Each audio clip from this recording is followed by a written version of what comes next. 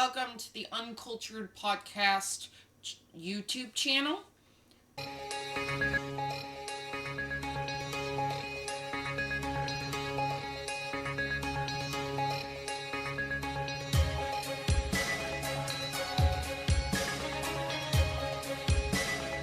Today, I'm going to be ranking Mulan, a tale that embodies honor, family, and courage. There are lots of movie adaptations of Mulan, and so I'm going to be reviewing each one and testing it against the legends.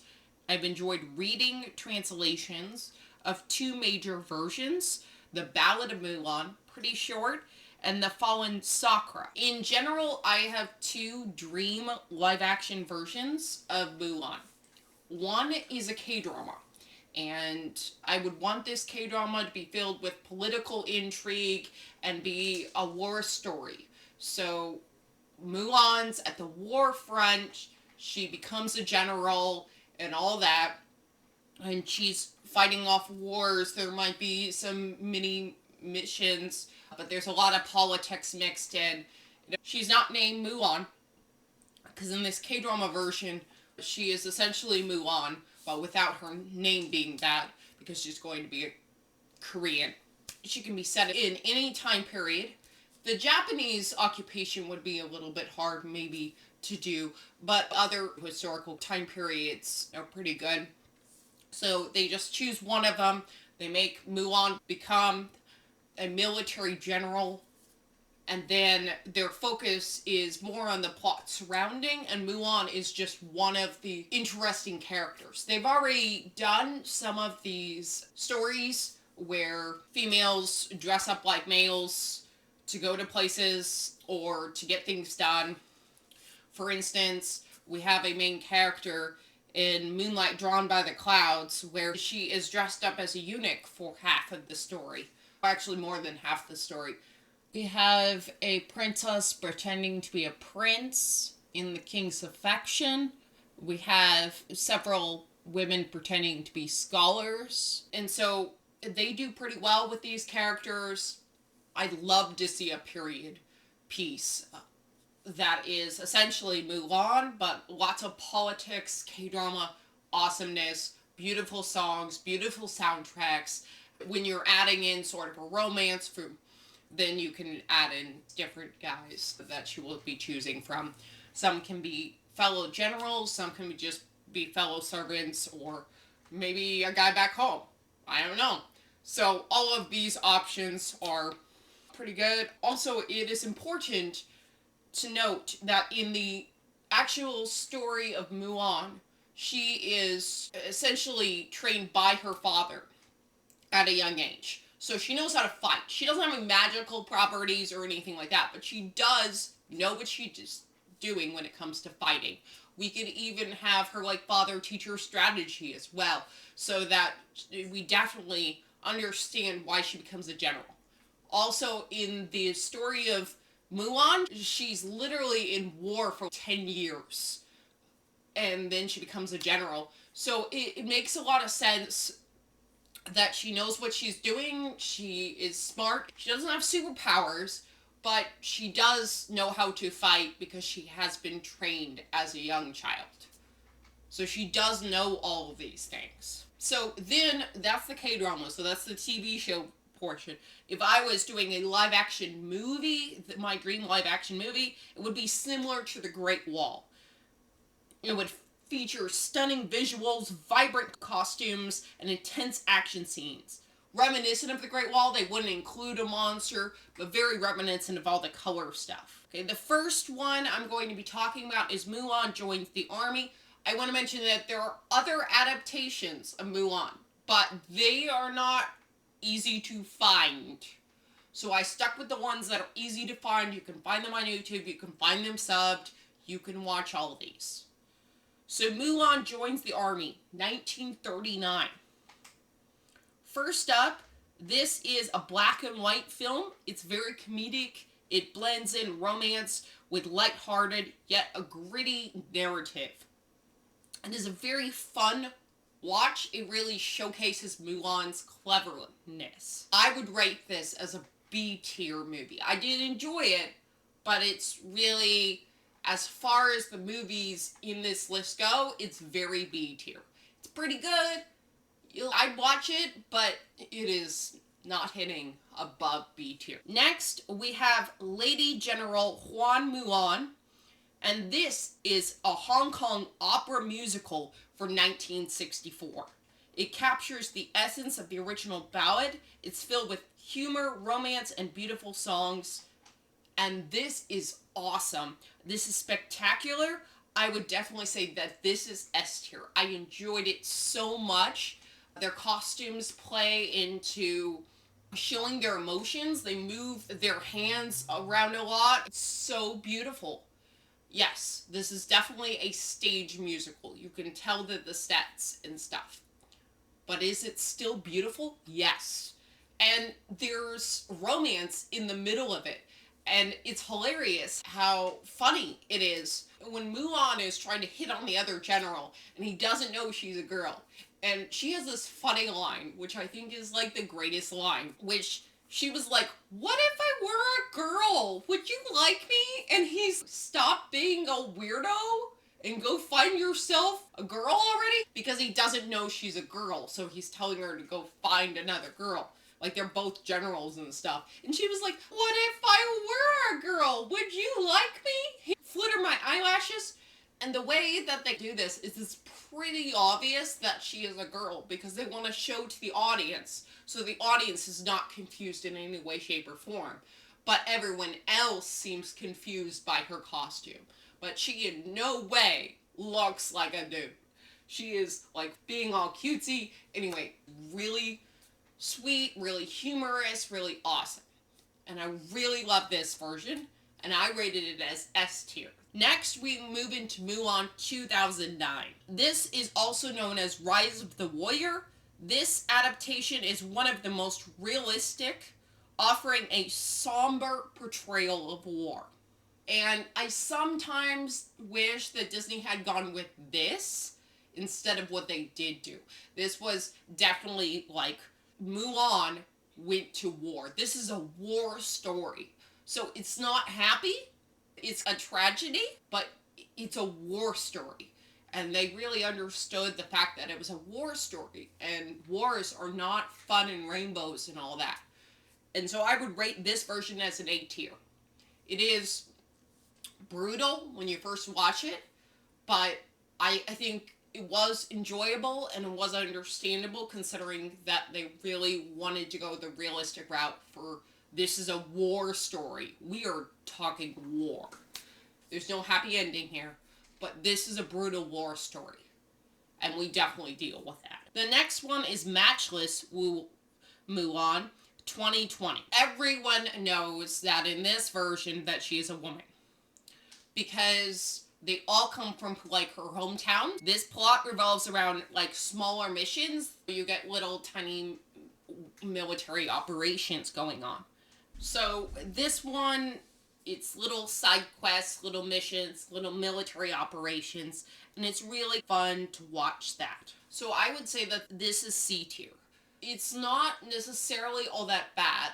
It's just that comparatively to the other movies, if I were choosing what I would like to watch the most, I would choose this one as a C tier. Like, I'm not going to come back to watch this one as much, but some of the missions are interesting to watch. But as a whole, I don't come back to watch this as much as the other ones. Mulan Legend was trying to say, hey, she's a military general, and that's fine. We have Lady General Huan Mulan, okay? So, General's not that far out of Mulan's warehouse. We've already done it before. But this one is focusing on one mission. She has to rescue a princess as a general in the army. And it offers some styled action and some interesting costumes and stuff like that. But it is not really that close to the story of Mulan, or even really about her story in general. It just uses her as an avenue to go on this military journey. It could be essentially named something else. It doesn't have to be Mulan. This is a D tier. This is, yeah, you can recognize it that it's about Mulan, but it's not really about her story. It's more about her mission as a general to go rescue this princess. So a lot of things are taken under that style only. China released 4 Mulan movies within the same year, 2020. So sometimes it's hard to watch them all and figure out which one you watched because they all have very similar names. And everyone, even in the comments of reviewing one of these films, is wait, is this the film that I watched? Because one person actually confused it with Matchless Mulan, this next one. And so they put their review in Matchless Mulan, then they realized it was this one. So it was interesting. I was only able to watch the trailer in the end for Mulan Heroine, so I can't really review that. All the links that people gave me would only allow people to watch it in China and without subs. So I couldn't watch it. I could watch the trailer, but as much as reviewing the trailer goes, I would just say the trailer was pretty average. I couldn't really tell anything huge from the trailer. Mulan the Heroine 2020. This is Huan Mulan 2020, and this centers more around romance and Mulan getting found out by different people. So we have different people getting found, Mulan is getting found out by, and their kind of reactions to it. The princess she rescues, a young man, like a teenager, 15, that she rescues, the general, the bad guy, and the emperor. Also, the deaths of her friends are shown to greatly affect her in this. They all have different opinions on the matter of figuring out she's a girl, and they have different ways they express that. Some of them are like, who cares? Like, the emperor is, by that time, she's defeated the bad guy and stuff, and he's, yeah, our women are no different than our men. And that's what he says. And the general was like, hey, I should behead you, but I'm not going to because I'm in love with you. I'm just going to slightly put you in prison for 5 seconds, and then you're going to get out, and then we're going to follow your plan. So it really seemed like almost nothing for that. The princess was like, why are you here? And that was essentially it. And then the young man, 15-year-old she saved, devoted his whole life to the military and shot like arrows that helped them out at the correct time and stuff. Mulan, in the end, after the battle, she goes back to see her family, and then the general shows up and she's like wearing makeup and a dress, and it looks really cute. The assumption, of course, is that they eventually will get married. This seems like the Disney story of Mulan, but told without the dragon and none of the humor from the animated, but the basic storyline are there. And then they added in a princess storyline and rescue. This is like a B-tier movie. I think it's pretty good. If you had told me, oh, Disney's making a Mulan movie, and they're not making special effects or whatever, this is essentially the movie. This is essentially what Disney should have done if they were following the animated. They didn't want to, but that's another matter, which I'm going to talk about next. But that's their basic storyline or outline from the Mulan movie, animated. Lastly, we have Mulan 2020, Disney's version. I don't mind that it actually strayed away from the animated musical. I don't mind that. But the way it did, it introduced an unnecessary antagonist. We already have the Huns are invading. Why do we need this witch lady? What's up with her? I don't really understand why we included this. If we were going for realism, why did we have fake stuff going on? Why did we have like superpowers going on? What was this? Were we trying to go for realism, which is what they claimed that they were going for, and then not go for realism? So I don't understand what their approach was. Like, I don't mind them going different than the animated. All for it, whatever story you want to tell. But it just seems weird that you claim you're going for realistic, and then you don't go for realistic. What did Disney bring to the table? I would say almost nothing. It's not the costumes they brought to the table, which they could have. But they didn't bring the costumes to the table. They didn't bring anything unique. It's just drowned out by all the other Mulan movies I've seen. Doesn't provide anything new. So my greatest irritation with Disney and their script, not in the way they filmed. I have a lot of debates on the way that they filmed and the actors that they chose, but on the script, I would say that what they chose to do was make it super generic, and I could have watched all these other Chinese Mulans. It doesn't provide anything necessarily new to it. If they had music, it would provide something new to it. If they incorporated some other features, it would provide something new to it. If it actually was realistic, as they claimed it was going to be, it would have provided maybe something new. So that's also weird. Not to mention, the production choices decided that they were going to film in literal re-education camps of all things. When you're an American movie, you don't have to spread Chinese propaganda. You're literally an American movie.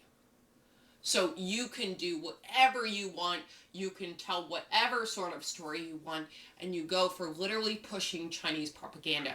I don't really understand that part, as you are an American company. And so I have to go with F tier. This is not really about Mulan in the end. You wanted to go for realistic, and you didn't go for realistic. And you said you wanted to do these other things, and you didn't do those other things. So I think in general, it's just a horrible rendition way of doing it. Now, I do understand some people who were saying the animated Mulan was already different enough from the legend that I don't know why we went back to the legend. That story that they made was really a story, and some people have argued this. I'm not arguing this, but I have heard people say this. I'm not going to argue against it because I can see some validness in it. They said it's really an Asian immigrant story rather than the actual story of Mulan. And so we needed this other story. It was a different story, but we needed that story. We didn't need the Mulan story. It's been done tons of times. And really, I would say that Disney Mulan didn't really add anything that we couldn't already get from better versions. I don't really know what they brought to the pile. They didn't bring music. We have the opera, which was done by Hong Kong. It was a great rendition. It was awesome. It did beautiful stuff with music. It had great costumes. So they're not bringing the music because they took that out. And then they said, okay, we're going to go realistic. And then they proceed to not go realistic.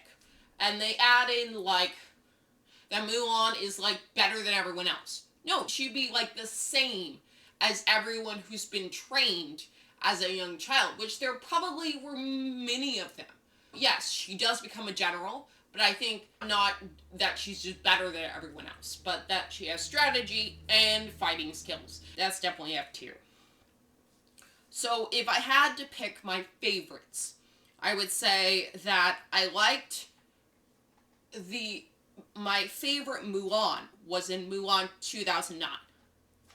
But my favorite overall storyline was from Lady General Huan Mulan. For musical lovers, I would recommend Lady General Huan Mulan, and for those seeking realism, Mulan 2009 is the way to go. With all of these different Mulans, we look back into the legend. And the legend was all about how Mulan learned fighting and skills from her father, and she carried them into battle. And it was really a war story, how she then came back and said, look, I did what my country needed at that particular time, but now I'm going to step back. I'm going to get married and live out my life. I've already done my duty for my country, and now I can come back. And she came back, and she didn't expect anything out of that. She did the honor for her country, and then she came back, and she lived a rather normal life. She got married in some versions, in some books on the legend. Then she had a tragedy love story. But in the original legend, she just got married to a guy. And that's the end. Yay! She stood up for her country, and now she can move on with her normal life. Also, no one actually found out that she was Mulan until she was out of the military. And she literally has to tell them or show them. She is a girl. She comes down wearing pretty dresses and stuff like that. And you know what? They don't actually care after all that because she has been fighting. She has shown her intelligence and strategy. She has shown her fighting skills. They do not care at that point. And no one is bothering to go, oh, she was a girl in the middle. Absolutely no one. And you can now take in mind what I have said and go watch them for yourselves and see what you think. That's it. This has been Lucille Brown. Swines out.